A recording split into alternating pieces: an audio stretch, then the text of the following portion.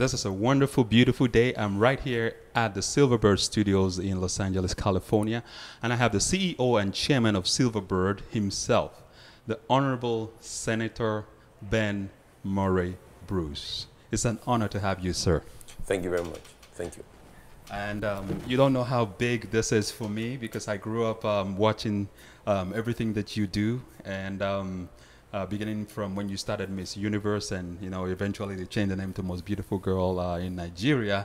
And as a matter of fact, I was a student back then in the University of Lagos when Regina Askia won your pageant. So you can imagine how big, She was one of the first to go into Nollywood. Correct. At the time, and it was different at the time. And then she's a beautiful woman, and she's very successful.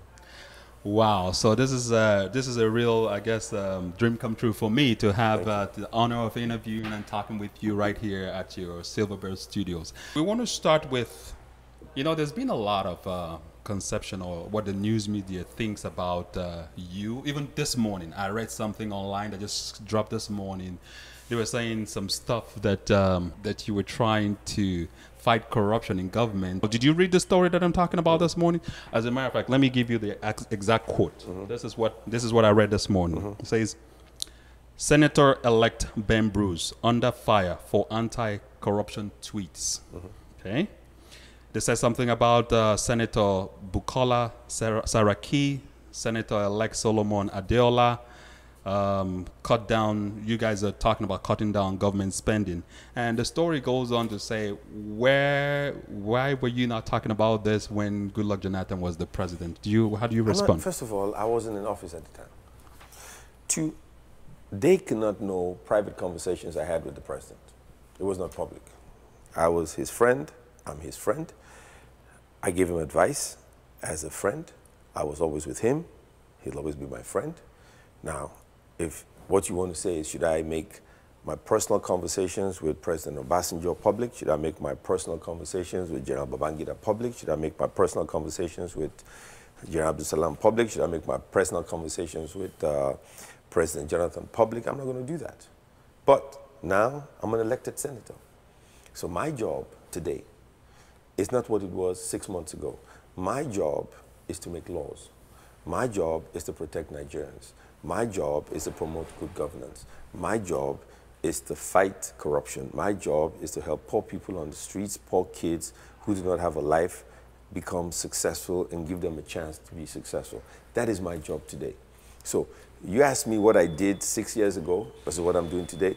I had two different professions. Now I'm a politician. I'm an elected official. I'm a senator-elect. So this is now my responsibility. So this is what I need to do today. Well, that's very, very, very honest. I appreciate you clarifying that up with us here on STeeLE TV. And definitely, you're absolutely right. Then you were not a politician. So definitely. Well, that's how life is. There's the news media, there's the tabloids, and there's people that will always want to say this and that. I welcome what they have said. They are right. I can't argue with it. It's logical. Why did I not say it before? But they don't know what I said before. They don't know the private conversations I've had. All I'm saying is, I'm saying it publicly now. Enough is enough. The mistakes have been made. We need to change Nigeria. We need to change the perception of politicians. We need to change the attitude of people in government. There are two kinds of people in Nigeria. You're either a consumer or a producer. Nigerians in the upper class and in government historically have been consumers. They've consumed all the resources of the land, and they've had little for the poor people who vote them into office. Right. Now I'm saying you can't do that anymore. Right. If you consume all the resources of the land, how do you help poor people on the streets? That is so true. You consume the resources, then you have 7, 10 policemen protecting you. Then in the villages, they have nobody protecting them. So they get attacked, they get raped, they get maimed. They have pedophiles all over the place. But you, who are elected by the people, get all this protection. Right. You have a wonderful life. Right. You put your money in Dubai. Right. You live this amazing life. Then they vote you into office. Right. And you get arrogant. And you treat them like slaves. They come visit you in the morning, you throw out pennies to them. Right. And you think by giving them pennies, you give them a chance to make a living. You're wrong. Right. And politicians like that should not serve. Wow. Politicians like that should be kicked out of office. Wow. And the two political parties are guilty. It's not about PDP versus APC or APC versus PDP. The political class is guilty. Right. First of all. So this is not a party campaign. Correct. They are both guilty. Correct. So now let's start. This is not an advantage of one party to the other. Right. Let us now say, okay, enough is enough. This 8th Senate, National Assembly, the 8th one, the new president, governors, let's wipe the slate clean and let's start to lead properly. That's all I'm saying. Correct. Well, that's very interesting, and I do admire your courage and your spirit. But you know how politics, they say, it's a dirty game, and when you come in with fresh ideas, different ideas, people will shoot you down. You know, they will try to shut you down. What is your 10-point plan, or if we don't want to go that far, what is your 3-point plan once you get in the office to start implementing these things? I got many ideas. Okay. One, you take bunkering. Let me give you let me tell you a story. When I campaigned in Akasa, right. We went for the campaign, and the guy who was the steward at the house didn't come to work on a particular day. Right. So his boss said to him, well, why are you not at work? He said, let me tell you the truth. I was involved in illegal bunkering at night. I stole oil from the pipeline. I broke the pipeline. I stole the oil. I had it refined. A barge came in, because Akasa, where I'm from, is by the Atlantic Ocean. A barge came in. Right. He put 10,000 gallons on the barge, taken to Benin Republic to be sold. Now here's what's fascinating. This guy has no education, but he refined crude oil, turned it into kerosene, petrol, and diesel, Right. transferred it to Benin Republic, where it was used for generators and cars. And the cars had no problem. But he didn't go to school. Wow. Last time I checked, to refine crude oil, you had to have a university degree, have some training with an oil company, and you refine crude oil. But he was an illiterate, Wow. right? But he did that. Right. Right. So I said to myself, if this illiterate can refine crude oil, Right. but by breaking the pipelines, you destroy the environment. The people cannot fish. You destroy the environment.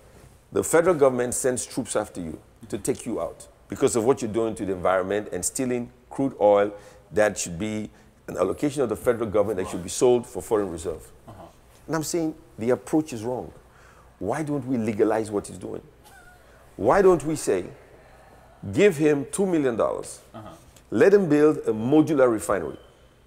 Let the NNPC give him crude oil at 50% of market value. One, he will stop breaking pipelines. Right. He will stop destroying the environment. All of a sudden, a bunch of them who were doing an illegal activity become legal businessmen. Right. Right. You're creating a multi-millionaire overnight. Wow. He can pay taxes. Right. He can create jobs. He already knows how to refine the crude oil. True. He can sell it legitimately. And all of a sudden, you grow the economy of an otherwise miserable environment. And the soldiers and the Navy guys and the policemen who were once chasing him, he will now fund that department to give protection to all Nigerians. Wow. So you take an illegal activity, Right. you make it legal, Spin it around. and you Right. turn the economy around. Wow. Make sense? Makes a lot of sense. Yes. Makes a lot of sense. But if I didn't campaign, if I didn't run for public office, Right. something as simple as this, I would never have known. True. Wow. That's a fresh idea and a fresh concept coming from you. But it's simple. So I guess we need people like you in government. Well, definitely. You know, I know we have a lot of other things to touch on. You're not just a politician; you're also a businessman. And the way you've revolutionized the cinema in Nigeria. How did that come about? I mean, have you always? Because I noticed you had your college degree in marketing. Yeah. How did you end up doing a lot of things in entertainment and movies and stuff like that? I have a bachelor's degree in business administration from USC. Correct. But I have a PhD in common sense. I like that. Okay? I like that. That's all you need. Wow. That's all you need. You're a genius, so to say. I'm not a genius. Some of the smartest people in the world didn't go to school. True. Some of the smartest people in the world dropped out of school. But how many politicians pay attention to the environment? You pay attention to the environment, and you can figure this out. Just pay attention to the environment. A degree to be a politician in Nigeria is a school certificate. Wow. But how many schools teach you compassion for the poor? Why do politicians not care about the poor? Right. When they seek public office, they have all that money. Why do they care about the poor? Right. So back to your question. I look at the environment, economics 101, supply and demand. There is demand and there's no supply. So supply, but don't supply drugs, don't supply marijuana, don't go into prostitution. Supply products that help the economy, where you pay taxes, and people feel good to be a Nigerian. Right. So that's what I do. Wow, so you saw a need and you feel that need and you came in at a good time and made it and a lot of successful. people have gotten very wealthy, making Nollywood movies, who they can now air in the cinemas, which they couldn't do in the past. And so yes, so if you ask me a question, what do I want to accomplish in my life? If I put a smile on your face, I'm a happy guy. True, true. That makes me happy. It's not cash. Wow. Wow, and I noticed that like some governmental agencies have started approaching you because they want to replicate what you've done as a private individual in the estates. Is that something? Yeah, that's true. We get offers all the time. They want to build malls. They want to build movie theaters. I opened the first cinema in Lagos. An old lady came up and she hugged me and she kissed me, and I was flattered. And I said, "Why are you kissing me? I don't even know you." She said, "You know what, Mr. Bruce? This is the first time I can take my grandson somewhere. Prior to you having this theater, we had nowhere to go. Nowhere to go. City the size of New York, bigger, Tokyo, 10, 20 million people. Nothing to do and nowhere to go." And she was so happy. Another time I saw an Air Vice Marshal with a son, and he said, "You know, until now, I couldn't take my child anywhere. There's nothing to do." And people misunderstand and forget the value of entertainment in any country. True. You have to have it. You have to have something to do. If you have a child who's 15 years old, a boy, and he has a girl that's 15, and they were going out on your first date, where did they go? You take it for granted. Right. You take it for granted. And so the cinema culture grew and developed. It gave it a chance for people to go out and have some fun, clean fun. And it made it possible for movie producers in Nigeria to make product that appeals to everybody. And now, the highest grossing movies in Nigeria are Nollywood movies, not Hollywood. So wow, that's amazing. I rest my case. Well, if I don't ask you this question, my friends that are filmmakers here would be, would try to choke me. I'm also a filmmaker here in California. Yeah. So my question is, now with your success as a private individual, you going into governance as a public elected official, are you going to do the same thing on the cinema or in entertainment on a global level in Nigeria? What's the question? The question is, are we going to have more government, investment into cinemas instead of, because you were just one of the few people that have a cinema. No. You don't want government involved in cinemas. They have no business involved in cinemas. You want government to regulate the industry. Government should not invest in cinemas. The private sector should invest in cinemas. Government should create the environment. If you get government involved in cinemas, it will be a disaster. So no government involvement. We want them to just regulate objectively and stay away. We don't want any government involvement in cinemas. Good. Good. Thank you for clarifying that. Yeah. So now that fund, I know when President Goodluck Jonathan was in office, he has established some fund to help. $12 million fund. Correct. Yeah. What's going to happen to that money now? Is that still? It's a revolving facility. The banks, BOI and Nexim, make it available. There's a film fund, there's a grant, and it's been very, very successful. Sometimes people have complained it's difficult to get the money, but that's okay. You can't give away $200 million. But it's made a big impact to the industry. I expect that President-elect Buhari would continue with those policies. 75% of Nigerians under the age of 35, this MTV generation, need instant gratification. Right. No government can avoid them or ignore them. Right. President Buhari is a good man, and I expect he will follow those policies and even improve on them and make it possible for the next generation to have a future. I hope he does, because in Britain, they've had this fund forever that has helped their film industry all, I mean, from years, back, is something very, very phenomenal that has helped Britain to be on the top of filmmaking. So thank you for addressing that. Thank you. Now, is there anything you want to clarify that people don't know about you, that news media have not written, anything that's been of interest to you? I've done thousands of interviews. You're the one asking the questions, so I'll answer your questions. Okay, you answer my question. I don't have a story to tell. I know the guy over there gave me a shirt. He gave me this shirt because I wasn't prepared for this interview. Okay. And he said these buttons were gold. Is it real gold? Yeah. Is it real gold? Well, I think they're gold plated. What does that mean? I've never worn a shirt with real gold in my life. What does that mean? Well, that's a good question. We'll have to get the designer, maybe after this interview, to talk a little bit about this shirt. I have buttons in my shirt, but he lent me this shirt. So I'm going to give it back to him because I'm scared to wear a shirt that has real gold in it. But it's pretty. But I'm giving him back his shirt. I'm going to go wear my $20 shirt. You're a very humble man. No, I never worn a shirt with gold in my life, so I'm going to return this shirt. All right. Okay. Well, that was a quick plug-in for my good friend, Prince Couture, designer and it's pretty shirt, ex-businessman extraordinary. All right, sir. Well, definitely, we cannot end this interview without talking about Most Beautiful Girl in Nigeria, which is one of your brainchild. So where's the direction of that pageant now? Is this still going to stay Most Beautiful Girl? Well, first of all, I'm the chairman of the company. Specific questions about pageants, my brother Guy could answer those. If I tell you I pay attention, I'll be lying. I watch the show, but the details, I don't have any knowledge at this point. I'm getting too old now. Well, that's something you started in '86. Yeah, 86. I believe. 86. Well, I mean, you've been very, very successful with that. Congratulations, and thank you for putting Nigeria on the map with something like that. Now, what's next for Senator Ben Murray Bruce? I don't know. What is important right now is that we need to change the way people see the people in government, and the people in government need to change the way they function.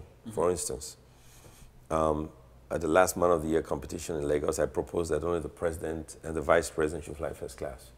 Governors, senators, National Assembly, and ministers should fly business class. Everybody else should fly economy. You propose that? Yeah, and I tell you why. Wow. Once you do that, a lot of people's egos will be hurt. A lot of people in government today will resign. And only people who want to serve will join government. We waste too much money. 1% of the national budget is spent on pilgrimages. Wow. 3% of the national budget is spent on 469 people in the National Assembly. 30% of the national budget is spent on 1.2 civil servants. 88% of the national budget is spent on recurrent expenditure. Only 12% is spent on capital expenditure. Nigeria is technically broke. States are bankrupt. Local governments do not function. If we do not stop this insane way of running Nigeria, we are in big trouble. And so my message to politicians, forget about those private jets. Forget about those $1 million watches. Women, forget about your $100,000 bags. Live a simple life.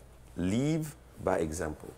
Let the people who vote you into office see that you care about them. Right. Do not go into public office to loot the treasury, or worse still, show off in a way that projects Nigeria richer than Saudi Arabia, while the people you represent live in abject poverty. Right. That has to stop. That is my crusade, and that is a movement I'm ready to lead, and I'm sure my colleagues in the Senate will join me, governors will join me, ministers will join me. When we screen the ministers that Buhari will send, I'm going to ask them those questions. All those who want to live this exorbitant lifestyle, we will go after them. Right. And they better stop it, or they won't survive. Because Nigeria is tired of leadership like that. We want leadership by example, not leadership by consumption. I love that. You're very good at using words. Leadership by example, not leadership by consumption. Wow. Well, you do have a great mind, a different spirit. I wish you the very best, nothing but the very best. Thank you. And is there anywhere, minute, somewhere part of you that is kind of saying that you should run for president sometime in the future? I just want the race to be governor. I mean, to be governor, to be a senator. I think it's too far down the line. All options are open, but based on how we perform, based on the movement we lead, based on what the people want, and how I feel about myself, decisions will be made 3 years from now. It's too early to talk about that. Oh, I mean, with this kind of agenda that you have, I think you'll be good for that position. And I'm flattered. Thank you very much. When you decide to run to become the president, let us know. I'll be there cheering, rooting for you. Thank you very much. Well, it's been a pleasure talking to you, sir. Thank you you for giving us, granting us this interview, and may the force be with you. Amen to that. All right.